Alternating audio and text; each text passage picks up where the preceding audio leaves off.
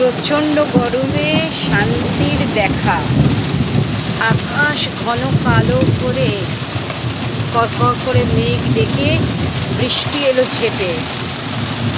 এটা যে কি আনন্দের, কি খুশির বলে বোঝাতে পারবো না। এত অত্যধিক গরমে একটু শান্তির দেখা পেলাম আমি, শান্তির দেখা পেল এই গাছগুলো।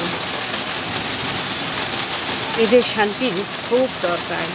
এদিকে মায়ের মন্দির তো আছেই, সাথে বাঁশও পড়েছে, প্যান্ডেল হয়ে গেছে, ঠাকুর তৈরির কাজ প্রায় শেষের মুখে, রং বাকি।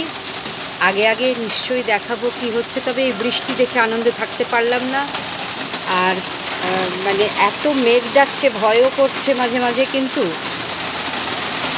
ভালো লাগলো এই বৃষ্টিটা দেখাতে পেরে, বৃষ্টিটা উপভোগ করতে পেরে।